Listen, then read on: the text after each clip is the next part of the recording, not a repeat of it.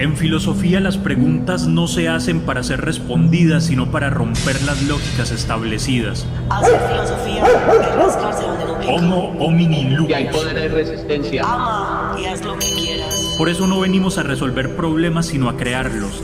Venimos a crear extrañamiento ante las realidades que nos envuelven. En un mundo colmado de respuestas delimitadas, el porqué es la llave con la que la filosofía cuestiona la realidad para permitirnos pensar que ésta puede ser de otra manera. Pensar en otras maneras nos ayuda a ser más abiertos, sensibles y conectar con todas aquellas personas que la realidad normalizada no ha considerado más que para desotrarlas. Porque no se trata de las respuestas, sino de incomodar con las preguntas. Hoy, cuando la estupidez se disfraza de virtud, entreguémonos al vicio de pensar. Vamos a ir poniéndole un poquito de luz a esto. Hey, gente, buenas noches, qué bacano verlos por acá otra vez. Un saludo por ahí también para el que se conecte al en vivo y para los que lo vean posteriormente, que lo subamos al canal de YouTube. Qué bacano volver a encontrarlos esta noche. Hoy que parece que lo ruso está como un poquito visto con desconfianza, venimos con literatura rusa, como para caerle a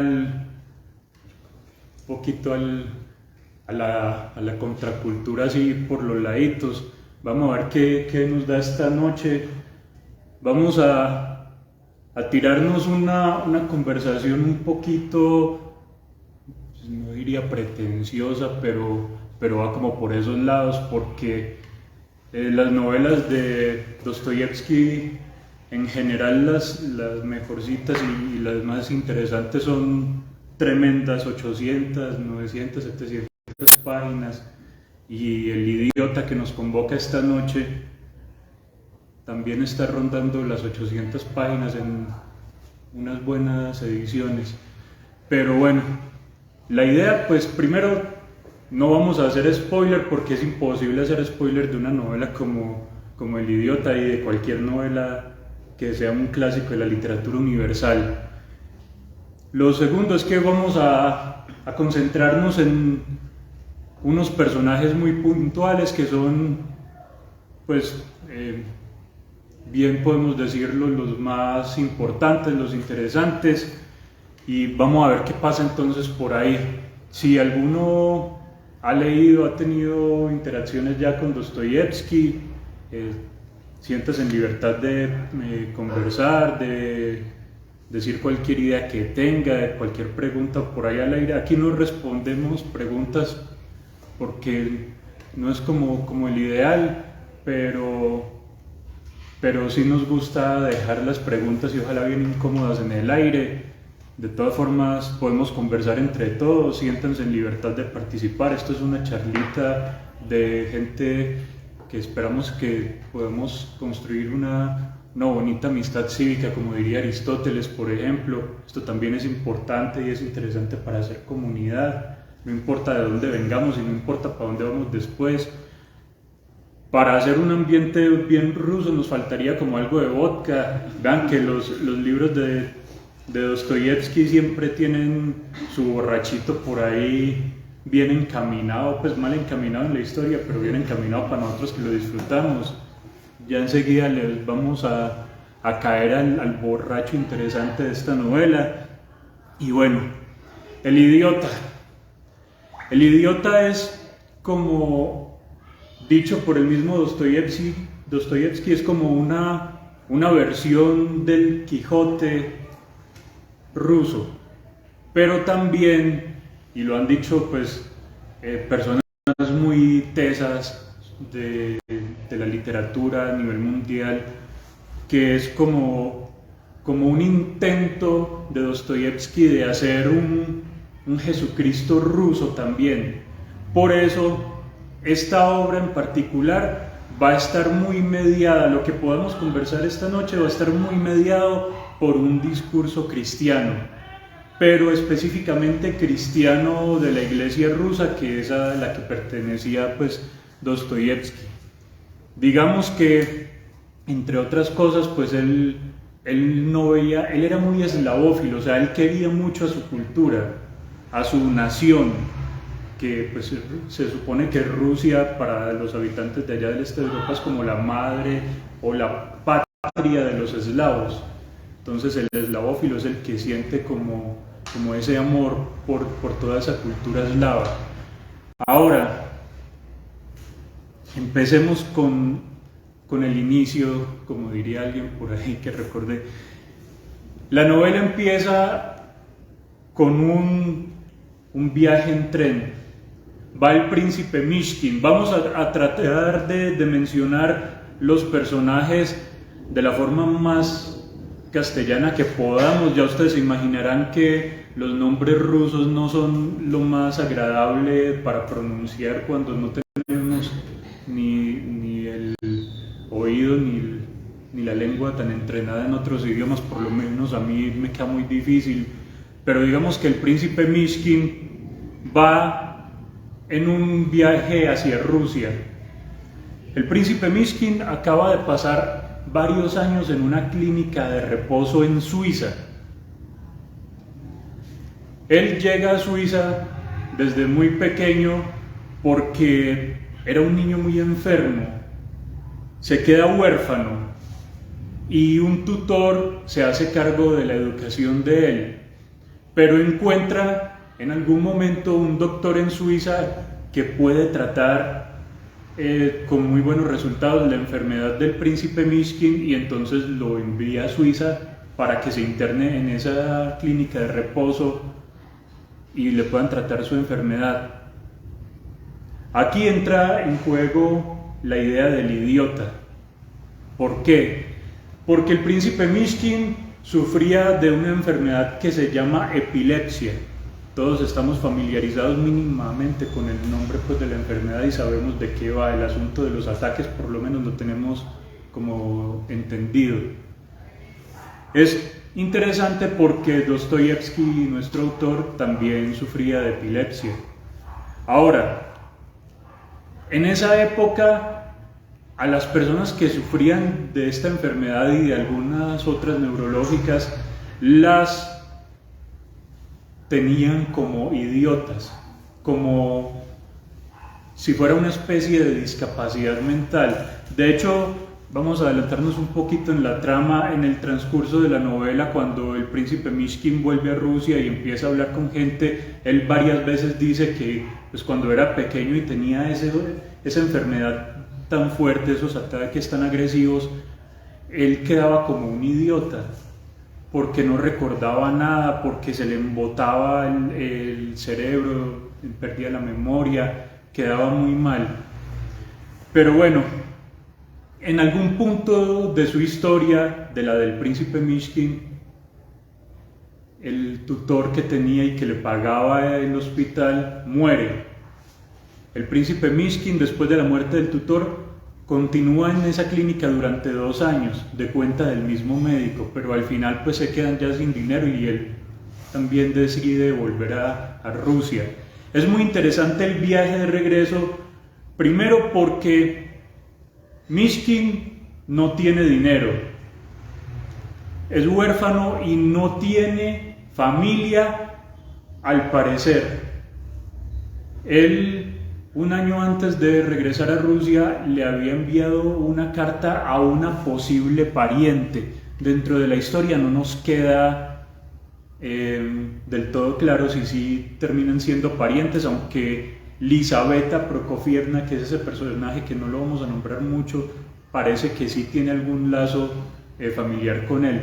Y si no lo tiene, por lo menos en principio lo acepta de una forma muy querida, muy familiar. Pero entonces él va para allá, él va para Rusia porque necesita llegar y ver qué va a hacer también pues con su vida. Él habla y escribe muy bien ruso, pero no sabe nada más de Rusia. Es interesante eso también. En el viaje de regreso en el tren se encuentra con unos personajes, pues él no lleva nada, dice que solamente lleva como un trapito de seda envuelto así, no tienen equipaje, no tienen nada. De hecho, con los pasajeros con los que él va a hablar terminan riéndose de él porque le dicen príncipe, pero no tiene maletas, no tiene dinero, o sea, usted no tiene nada. ¿Qué va a hacer a Rusia? ¿A dónde va a llegar? Y él dice, pues no, la verdad no sé, voy a ir a visitar a una pariente, a ver qué pasa y a ver qué hago también. Pero ahí, en esa charla, en ese vagón del tren, se encuentra con un personaje que va a ser fundamental en la historia, y es Rogojin. Rogojin es ese tipo borracho que les había mencionado hace un ratico. Rogojin entabla una conversación con Mishkin y empieza a preguntarle cosas, y en algún momento se destapa el primer hecho importantísimo para la historia, y es que Rogojin introduce en la historia a Nastasia. Nastasia es, según Rogojin, la mujer más hermosa de Rusia posiblemente. Es increíblemente bella. De hecho, durante el transcurso de la historia, Anastasia, Mishkin va a decir que es tan bella que esa belleza incluso asusta, paraliza, da miedo.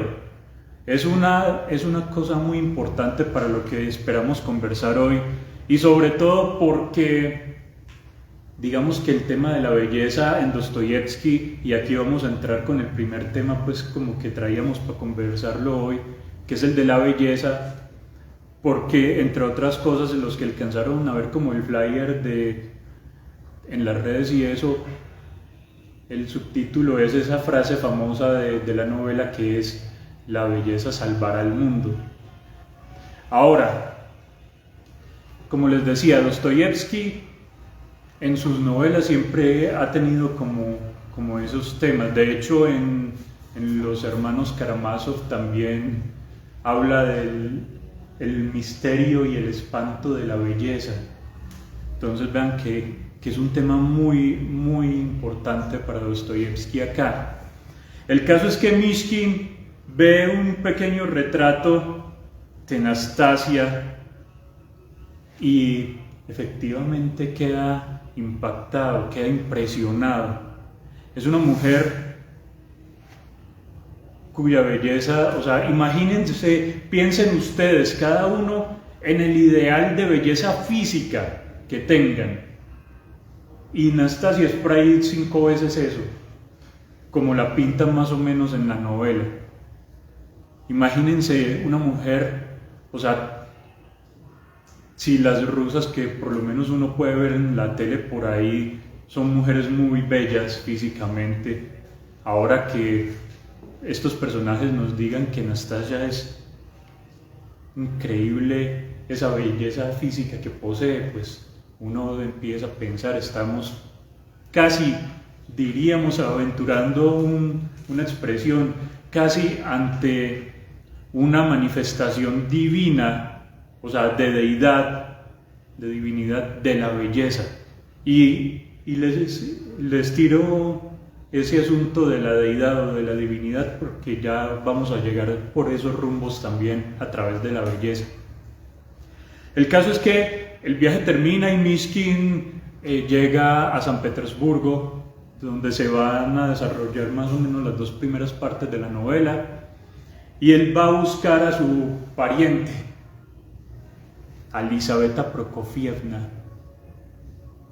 Pero pues él llega y se entrevista es con el esposo de la señora, con el general Yepanchin, un tipo, pues un general, imagínense ustedes, un tipo muy, digamos, muy severo, muy tal vez cuadriculado. Desde que llega todo el tiempo está que no tengo tiempo, se me agota el tiempo, tengo mucho por hacer. Está con el secretario, deciden darle unos minutos al pobre Mishkin, que llega, y también el general y el secretario pues lo miran y dicen lo mismo, o sea, como que todo el mundo se fijaba en eso allá. O sea, usted llegó y no tiene maletas, no tiene nada, ¿usted dónde se va a quedar? Y Mishkin le dice: no se preocupe, general, que yo no tenía pensado ni esperaba que usted me invitara a quedar y tampoco, si me ofreciera quedarme, tampoco me quedaría acá. Y el general le dice, bueno, menos mal, porque yo tampoco había pensado invitarlo a quedarse. Entonces, digamos que ese frío ruso tal vez tiene ese carácter así con la gente. Pero empiezan a hablar y el general se da cuenta que si bien Mishkin, que dice ser un príncipe, ahora es príncipe porque pertenece a una parte de la aristocracia rusa, pero a una parte, digamos, inferior o venida menos de la aristocracia rusa. Son de esos aristócratas que se fueron quedando apenas con tierras y con el paso del tiempo perdieron incluso sus terrenos y se quedaron solo con el título. Entonces el príncipe Mishkin tiene su título y nada más. De hecho, de la entrevista con el general Yepanchin, pues él le va a dar, como le da trabajo, le da parte de una platica en efectivo para que vaya y se compre algo, una camisa, y le consigue también una habitación con la familia del secretario, pues para tenerlo más o menos, porque se da cuenta que si bien Mishkin, y esto también es muy importante, si bien Mishkin nunca tuvo una educación normal en el sentido de una educación como se esperaría que un muchacho de su condición la tuviera, por la enfermedad, como no se podía concentrar, como no podía dedicarle todo su esfuerzo intelectual a una educación, digamos, normalizada, pues tuvo una especie de formación diferente. Pero Mishkin es muy bueno para la caligrafía, es decir, para escribir bonito. De hecho, el general lo contrata porque le hace una prueba y se da cuenta que escribe muy bien. De hecho, le dice, Mishkin, usted lo que es un artista y yo creo que lo puedo utilizar para usted. Le dice, yo le estoy dando la posibilidad de un trabajo, le estoy dando una plata y le estoy consiguiendo casa, no porque usted me agrade, sino porque yo ya tengo pensado qué es lo que voy a hacer con usted. O sea, el tipo es totalmente pragmático, como para que vamos viendo las características de estos personajes principales en la historia. Vamos a devolvernos un poco a Rogojin, porque aquí vuelve la figura de Rogojin. Rogojin está perdidamente enamorado de Nastasia y está perdidamente enamorado de ella a pesar de que es un borracho, que es un descuidado, que no tiene mayores intereses que andar de juerga con los amigos y en el juego por ahí, en el relajo. Pero en algún punto encontró a Anastasia en la calle y se le roba una plata al papá para comprarle unos pendientes a la muchacha y luego va con uno de los amigos de él a regalarle los pendientes a Anastasia Filipovna, que es nuestra primera mujer de esta noche. Ahora, Nastasia Filipovna, para que entremos en el asunto del ideal de la belleza. Ya dijimos que es una mujer inmensamente bella, es muy joven también. Tiene una particularidad que acompaña a estos arquetipos de belleza en la literatura universal y que seguramente ustedes lo van a entender enseguida. Es completamente atormentada. Es como dirían ahora algunas mujeres por ahí que uno en las redes por ahí ve que postean cosas que no, es que es muy bonita pero está muy loca y por eso no tiene pareja, cosas así. Eso suele decirse también. Nastasia Filipovna tiene una vida atormentada porque tiene un pasado muy oscuro. Ella es una muchacha muy pobre. También queda desprotegida a muy temprana edad, pero un tutor se hace cargo de ella. ¿Qué sucede? Esta niñita empieza a crecer y su belleza empieza a expandirse, empieza a florecer, y el tutor, y aquí es donde viene la primera oscuridad de la historia, y el tutor termina enamorándose de ella y termina abusando de Nastasia Filipovna desde que era una jovencita muy pequeña. Por eso ella crece así, crece con esa personalidad tan frágil. Ella siente que es incluso una muy mala persona, y todo el tiempo durante nuestra historia lo va a decir. Todo el tiempo va a decir que ella es muy mala y que no merece casi ninguna cosa buena. Ahora, vean, acá empezamos a pensar en algo que tiene que ver con los viejos ideales griegos. Hablamos de belleza, ya estamos hablando del bien y del mal, pero entonces, como para hacer un triángulo, vamos a hablar de bien y de belleza. Nos faltaría la verdad. Y ahora, ¿por qué un triángulo? Vean que también hay un triángulo amoroso que ya podemos confirmar. El príncipe Mishkin, Nastasia Filipovna y Rogojin. Ahora, el príncipe Mishkin, que es nuestra figura central, es un tipo que, como ya habíamos dicho, no tuvo una educación formal. Y como no tuvo una educación formal, entonces no tiene las habilidades sociales que todas las personas tenían en ese momento. Es decir, no era bueno para decir mentiras, no era bueno para aparentar, no era bueno para ser hipócrita, no era bueno para tener todas esas habilidades sociales que se requerían en la Rusia de Dostoyevsky. No sé ustedes si se aventuran a hacer el paralelo con nuestra sociedad, si eso también califica dentro de nuestras habilidades sociales.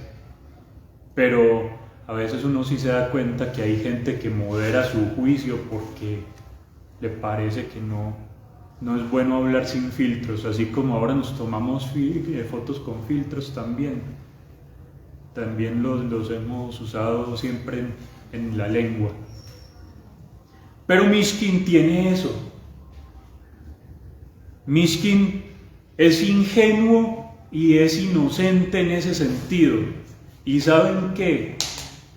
La otra razón fundamental por la que Mishkin es un idiota es precisamente porque no tiene esas habilidades sociales. Todos los que conocen a Mishkin dentro de la historia lo van a llamar el príncipe idiota. Todos, incluso los que lo quieren más, cada uno. Porque Mishkin empieza a hablarle a cada persona, como les decía, sin filtros. Conoce él finalmente a su pariente Elisabetta, la esposa del general Yepanchin, y a sus hijas, a las Yepanchinas. Son 3 hijas, pero nos vamos a centrar dentro de un ratico en una de ellas, que es la menor, que se llama Aglaya. Y entonces, cuando el príncipe Mishkin pasa al salón donde está su pariente con las hijas y empieza a hablar con ellas, rápidamente estas mujeres empiezan a reírse de él porque ven que no tiene esas habilidades para conversar, para ser, digamos, una buena persona en ese sentido. Y entonces le empiezan a preguntar cosas, y de dónde viene, qué estaba haciendo por allá, y él dice, no, lo que pasa es que como cuando yo era niño era un idiota, entonces me tuvieron que internar en una clínica de reposo y ahí más o menos me trataron, pero ya estoy mejor, ya me siento mejor, ya casi no me enfermo, ya casi no me dan ataques. Mishkin es un arquetipo de la persona dulce, de la persona ingenua, tierna. Es que yo creo que ni siquiera, o tal vez sí lo podríamos asimilar a un niño como para pegarnos un poquito al discurso religioso cristiano que todos compartimos y conocemos, o sea, todos, es decir, los cristianos de acá de Occidente y los de la Iglesia de Oriente, la ortodoxa rusa, por ejemplo, que es cuando Jesús dice, si quieren entrar al reino de los cielos hay que ser como niños, nuevamente. Y Mishkin es esa metáfora hecha personaje por Dostoyevsky. Entonces él le quita todo lo que una persona, entre comillas, normal, una persona común y corriente es, o por lo menos debería ser, y sin esos filtros se nos va quedando casi un pequeño niño que dice las cosas como las va sintiendo y que siempre está buscando, por una parte, la belleza y por otro lado la verdad. Entonces aquí venimos con el siguiente asunto después de la belleza, la verdad. Y la verdad es porque Mishkin piensa que como él dice las cosas tal y como las siente y piensa, la gente efectivamente hace lo mismo. Y que si la gente miente, incluso cuando le miente porque él, digamos, él es idiota porque estaba enfermo y porque no sabe precisamente comportarse como la gente de su sociedad. Pero él sí tiene la capacidad, el intelecto para saber que le están mintiendo, para saber que lo están odiando, para saber que se ríen de él. Pero aún así, él siempre piensa que si alguien le miente, que si alguien lo está odiando, eso puede cambiar. Pero puede cambiar a partir de las acciones y digamos, y palabras del mismo. Él no espera a que, o sea, hey, me mentiste, pedime perdón, discúlpate conmigo y enmendate para poder que volvamos a restablecer la relación. Si nosotros vemos y si alguno de ustedes por ahí leyó la novela, un capítulo, obvio, hay una serie de hecho bastante ya como de los años 70 de televisión española que es muy bonita, es muy genial. También por ahí la encuentran en YouTube o algo así, por ahí se lo pueden ver también. Mishkin está dispuesto a decir, ¿sabes qué? O sea, si es necesario, me disculpo yo. Si es necesario, yo pido perdón. Pero, o sea, no caigas en el abismo, no caigas en el mal. No es que lo diga así directamente, pero en todos los diálogos que encontramos siempre tiene esas interacciones. Además porque, o sea, Mishkin es más bueno que el pan, sinceramente, gente. Y todo el tiempo tiene buenas ideas, todo el tiempo tiene ganas de hacer las cosas bien y todo el tiempo le salen mal. Todo el tiempo, intenta decir algo bonito y se transforma o en burla o en insulto, en enojo. Intenta hacer algo bueno por alguien y termina siendo engañado, termina siendo vituperado, como ustedes lo quieran poner. Mishkin es, o sea, por eso es el tipo más bueno y más pendejo del mundo. Tenemos ese problema con él.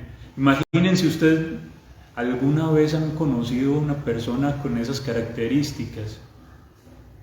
Y sobre todo en nuestro país, donde seguramente les suena el asunto de la malicia indígena, del vivo vive del bobo, de que hay que ser aviones, cosas así.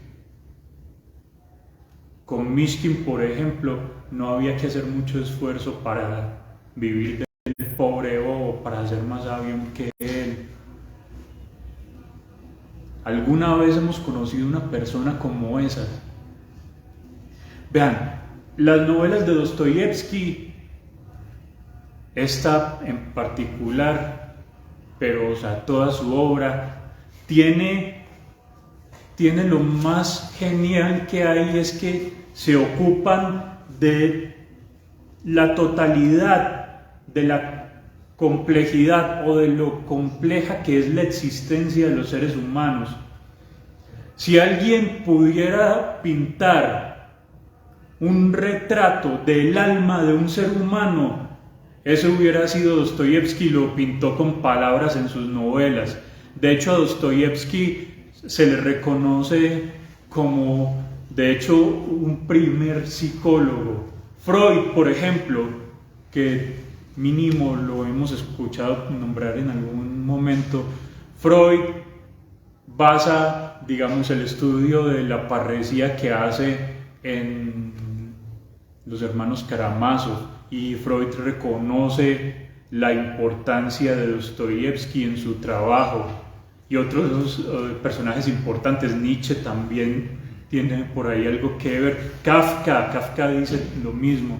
Y a su vez Dostoyevsky bebe, por ejemplo, de Don Quijote, bebe de Balzac, y bebe de una novela y de un personaje que es maravilloso también y que algún día me gustaría que lo pudiéramos compartir, y es el personaje de Jean Valjean de Los Miserables de Víctor Hugo. Digamos que Mishkin tiene un poquito de Quijote, tiene un poquito de Jesús, tiene un poquito de Jean Valjean. Hay algo en esa tragedia de la existencia que nos plantea Dostoyevsky que tiene todas esas fuentes maravillosas para uno pensarlo. Así son las cosas, gente. Por el momento vamos a dejar ese pensamiento y luego continuamos.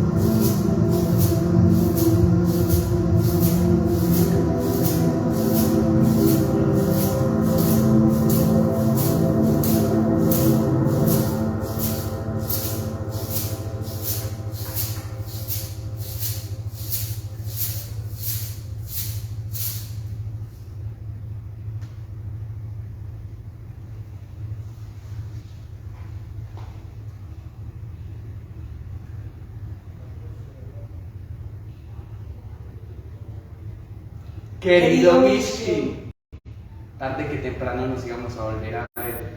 Y ahí, que no te quedan en la carne tus vestigios, siguen con nosotros.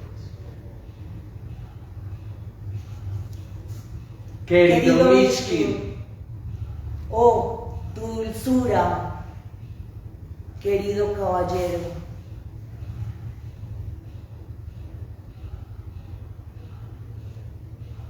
Querido Mishkin,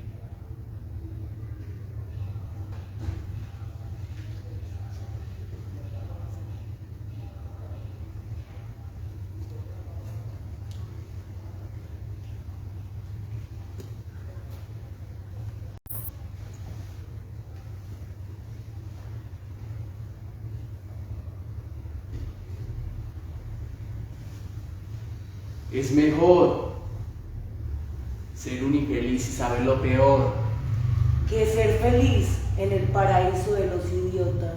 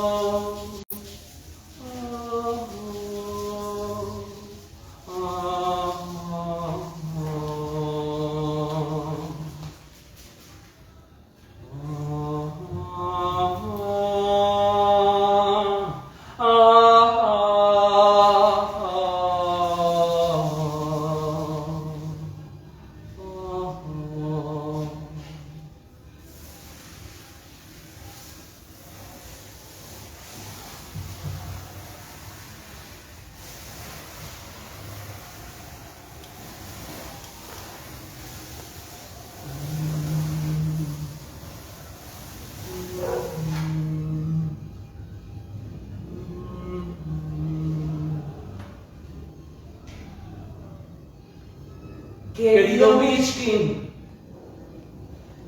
la belleza salvará el mundo.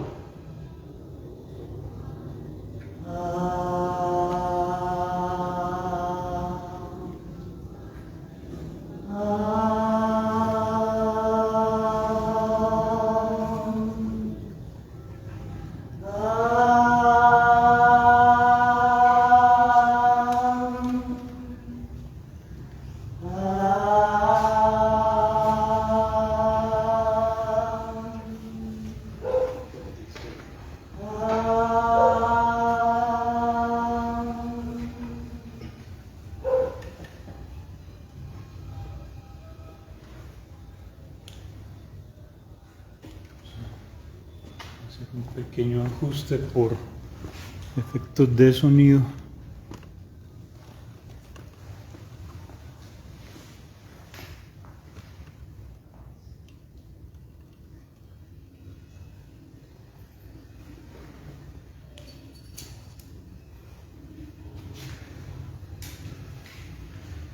Listo, gente, después de este pequeño interludio performático de los compas, vamos a continuar. Vean, vamos a por lo menos a poner en redondo, aunque esta novela de Dostoyevsky no es tan acabada en ese sentido de que al final todo cierra, como si puede pasar en Crimen y Castigo, por nombrar otra.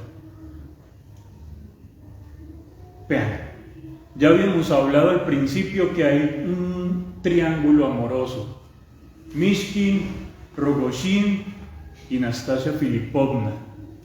Ahora, estos dos sujetos están perdidamente enamorados de esta señorita. ¿Qué sucede? Ya sabemos cómo es Mishkin. Ya dijimos qué clase de presente tiene la pobre Nastasia, que la hace un ser particularmente atormentado, bastante sombrío. La hace una mujer que lleva una carga muy fuerte encima y tiene que aprender a vivir y tiene que aprender a imponerse en ese mundo, de hecho bastante machista, con toda esa carga que le ha tocado soportar, que bien sabemos que finalmente no es culpa de ella. Pero ya habíamos dicho que Rogojin es un borracho y es bastante pendenciero. Entonces, si lo pensamos, el amor que ofrece Mishkin es un amor muy compasivo. Claro, él ama la belleza física que ella representa, que ella tiene. Hablamos de Mishkin. O sea, no podemos hacer ojos ciegos de ese hecho. Pero él la ama porque, de hecho lo dice, esa belleza lleva en sí un dolor profundo y sus ojos lo muestran. Y él todo el tiempo le está diciendo: mira, tú mereces lo mejor, tú puedes ser salvada. Y él, por esa razón, quiere casarse con ella. Y ella todo el tiempo lo está evadiendo, lo está evitando, porque ella dice: yo no me quiero casar con vos porque no te voy a hacer ese mal. O sea, mira que vos sos un alma de Dios y yo soy una malvada, ¿cómo voy a hacerte ese mal?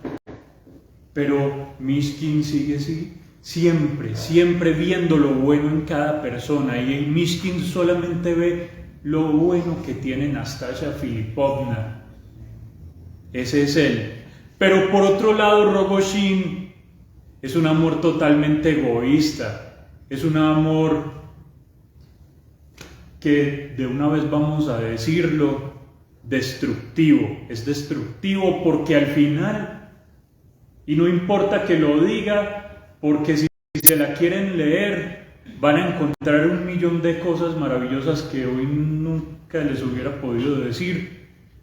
Al final, Rogojin se queda con Nastasia para asesinarla. Nastasia, desde el primer momento en ese vagón de tren donde Rogojin y Mishkin se encuentran y hablan de ella, ya uno sabe que esa belleza no puede tener otro final que no sea uno trágico. Uno lo intuye como lector, gente. Uno lo piensa, y durante el transcurso de la historia van a haber varios momentos en que uno ve a la pobre Nastasia y dice: aquí fue, de aquí no pasa, de este capítulo no pasa, y pasa. Siempre es igual, hasta que al final encontramos cómo es. Vean, Nastasia es como la novia fugitiva. Ella planea casarse con uno, con el otro, o por lo menos acepta casarse con ellos, y al final los deja tirados, los deja plantados. Pero es que ella es así, vea. Nastasia tiene, es que cómo lo podría decir uno sin que no tuviera la connotación que le damos a esas expresiones. Vean, podríamos pensar en ella como una mujer de la vida alegre, pero de la vida alegre en el sentido en que es muy liberal con todo, o sea, con el sexo, con todo, es muy liberal, pero pero no tiene en la historia, porque de hecho sería pues muy triste uno dejarla solamente encasillada en esa pequeña connotación que nosotros le damos a esa expresión actualmente. Hoy, por ejemplo, podemos entender un poco más a Anastasia en su forma de actuar, en su forma de ser, y en cómo a pesar de todo mantuvo la fuerza, mantuvo la fortaleza, el coraje para cargar con ese pasado difícil y oscuro que le tocó soportar. Es una de las creaciones femeninas más maravillosas que uno puede encontrar en Dostoyevski. Pero vean qué final tiene. La belleza mal comprendida, la belleza mal vista, mal amada incluso, nos lleva a esa tragedia. ¿Y por qué digo esto? Porque entonces aquí viene la otra parte de ese triángulo ideal, que es como en la academia dirían el triángulo socrático-platónico de bien, verdad y belleza. De hecho, en español, por ejemplo, bueno y bonito tienen una raíz, un origen común. Esas palabras, en griego incluso, en hebreo, en el idioma en el que está escrita la Biblia cristiana. De hecho, hay una parte en el Génesis cuando se termina la creación, pues cuando Dios termina de hacer la creación, que dice, y Dios vio que era bueno. Ese bueno también puede ser, y Dios vio que era bello. O sea, la palabra tiene esa multivocidad. O sea, y así de hecho, si nos apartamos un poco del cristianismo ortodoxo de Dostoyevski y nos venimos para el que es más cercano a nosotros, que es el romano, por ejemplo, un personaje como Joseph Ratzinger, el Papa Emérito que murió hace unos pocos meses también, en un encuentro hace unos años con artistas en el Vaticano, cita de hecho a Dostoyevski, cita esa famosa frase de solo la belleza salvará el mundo. Y vamos a quitarle un poquito lo metafísico, o sea, como la parte cristiana a la frase. De hecho, Ratzinger es bastante, pareciera por lo menos bastante laico en la introducción de ese pensamiento, porque dice, la belleza es el inicio para encaminarnos al absoluto, al todo. El buen cristiano diría entonces para encaminarse a Dios, pero digamos a preferencia de cada uno pueden dejarlo en el absoluto o en el todo, como lo prefieran, en lo universal. Ya cada uno escoge pues como el epíteto que más le llegue, más le suene. La belleza entonces es la posibilidad que tenemos los seres humanos de encontrar un camino hacia la trascendencia. Así lo pensaba también Dostoyevski. Lo propone de esa manera. Pero para Dostoyevski hay que pasar por el sufrimiento primero. Porque el sufrimiento, y vean que por eso Nastasia, que es ese ideal de belleza, tiene esa vida totalmente oscura, por eso sufre tanto. Porque Dostoyevski siempre plantea el sufrimiento despierta una conciencia, pero una conciencia moral, ética mínimamente. Si le queremos quitar la carga cristiana, podemos hablar de ética y nos da más o menos igual. Entonces, esa conciencia ética, o sea, esa conciencia del bien que nos llega a nosotros a través de la contemplación de lo bello, es lo que propone finalmente, o por lo menos una de las ideas interesantísimas que propone en esta novela. Lo bello, y ojo con esto, a través de la contemplación del otro. Volvamos un poquito a Ratzinger. Él decía, la belleza de la naturaleza o la belleza que propone el arte, cualquiera de los dos nos abre ese camino a la totalidad, a la búsqueda del bien. ¿Y qué está uno buscando finalmente cuando contempla la belleza de cada ser humano? Está fijándose en el fondo, en el otro. Lo que pasa es que tenemos que tener presente algo, y vamos un poco más atrás del origen del cristianismo, a los viejos griegos nuevamente. Hay un personaje en el banquete que es una mujer maravillosa, que algún día también aguantaría mucho hablar sobre ella, que se llama Diótima. Diótima, que se supone que es la que le enseña a Sócrates todo lo que él sabe sobre el amor. Él lo dice así, de hecho en el banquete, en el diálogo, Sócrates nos dice, yo sé todo lo que sé sobre el amor porque Diótima, la sacerdotisa de Venus, me lo enseñó. Hay una cosa que es como la escalera de lo bello, y es que lo primero que hacemos es contemplar la belleza física de cada cuerpo, del humano, de la naturaleza. Todo lo bello físicamente es como ese primer escalón que subimos, ese primer peldaño. Y de ahí empezamos a encontrar otros niveles de belleza que nos van llevando precisamente a ese despertar de la conciencia y a contemplar lo que finalmente sería la belleza en sí.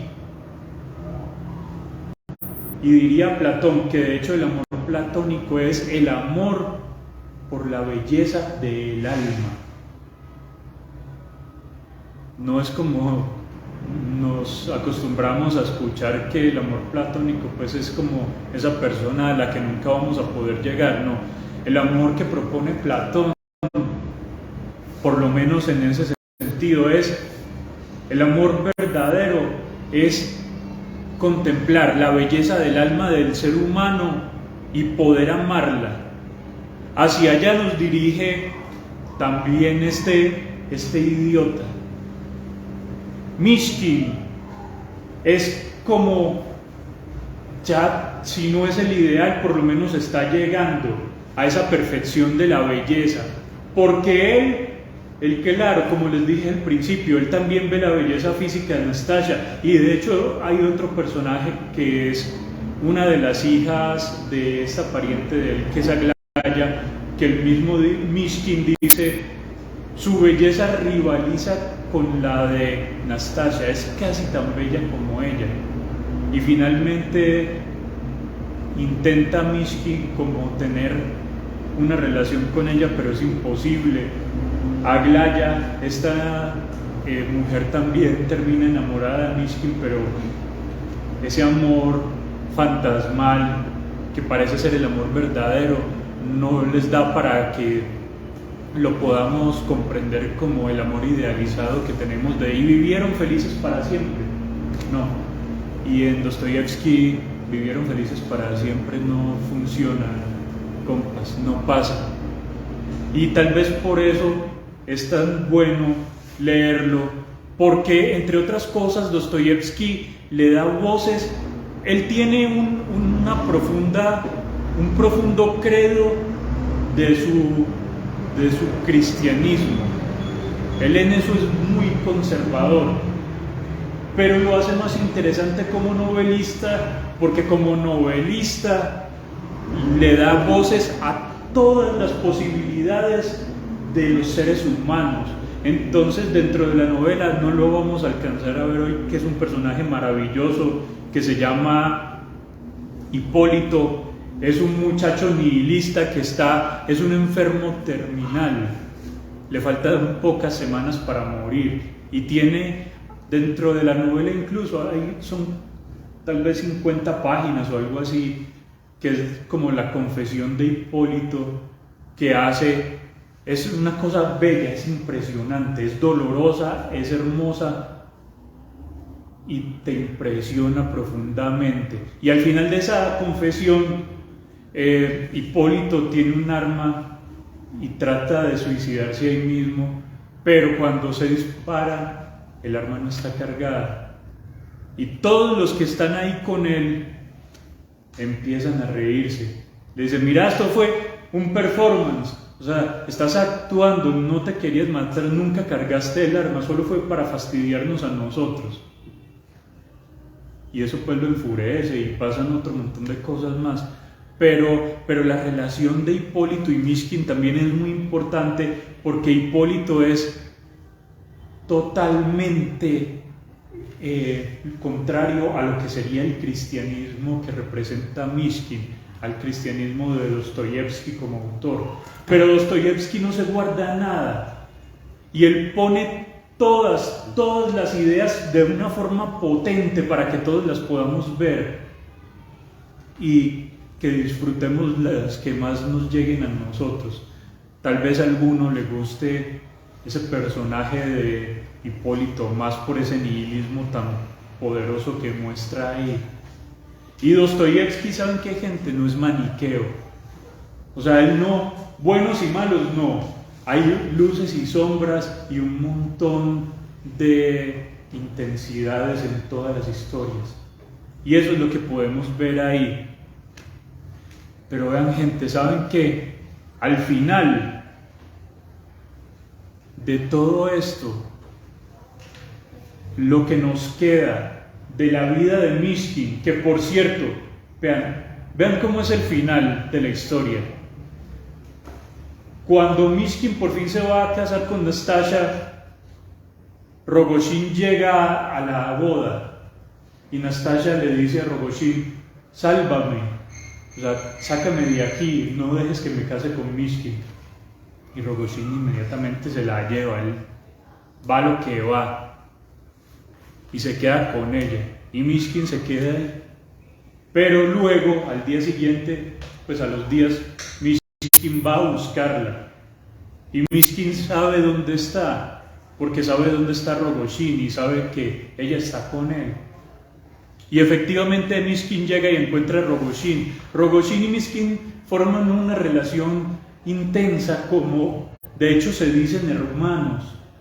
Se tratan como hermanos, y Rogojin también, les adelanto, intenta matar a Mishkin en algún momento, pero se arrepiente de matarlo porque cuando le va a clavar el puñal, a Mishkin le da un ataque de epilepsia y Rogojin decide que más bien no. Pero tienen esa relación, hermanos, como para que sigamos jugando con las figuras religiosas, Caín y Abel. Mishkin encuentra a Rogojin al final y Rogojin le dice: mira, ahí está Nastasha, está en la habitación, está muerta, Rogojin ya la asesinó. Se quedan esa noche Mishkin y Rogojin juntos, Mishkin tratando de consolar a Rogojin toda la noche hasta que amanece y las autoridades llegan y se llevan a Rogojin a la cárcel. Pasará 20 años en Siberia. Y Mishkin, después de eso, se devuelve a la clínica de reposo en Suiza. Allá termina. Así termina la historia.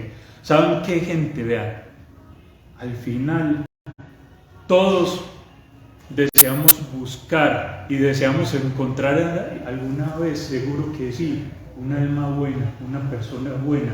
Y por buena entendamos bella, y por buena y bella entendamos verdadera, y por verdadera entendamos sabia. Intercambiemos esas tres palabras y juguemos con ellas.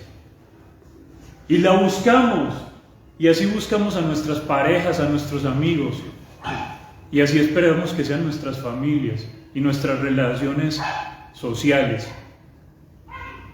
Buscamos a una buena persona, pero la verdad, en el lugar donde menos deseamos encontrarla, a esa buena persona, es en un espejo. Y por espejo, piensen en cada persona que ven todos los días. Muchas gracias, gente, muy bacano porque estuvieron acá. Muy queridos todos.